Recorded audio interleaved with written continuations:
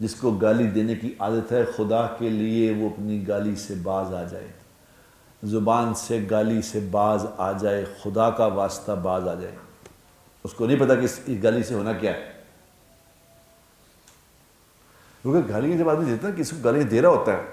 ابھی آج مجھے ایک آدمی نے کہا کہ کوئی کسی کے پاس بندہ کام کرتا تھا، تو ابھی تھوڑی دیر پہلے اس نے مجھے کہا، اس نے کہا بھائی جان وہ میرا باس جو ہے مجھے ماں بہن کی گالیاں نکالتا ہے، تو کسی طرح آپ اسے کہہ دیں کہ میری آدھی تنخواہ کاٹ لیا کرے، مجھے ماں کی گالی نہ دے، تنخواہ نہ دے، گالی نہ دے.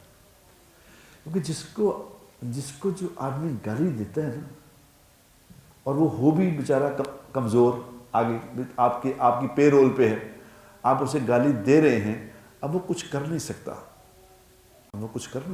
گالی جو ہے وہ انسان کو، تو کیوں اللہ کے نبی کہہ رہے ہیں کہ جو دوسروں گالیاں نکالتا ہے، گالیاں نکالنے والا اللہ کی نگاہ سے گر جاتا ہے. ہم نے عادت بنائی ہوئی گالیاں کی، عادتاً گالی، کوئی مسئلہ ہی نہیں.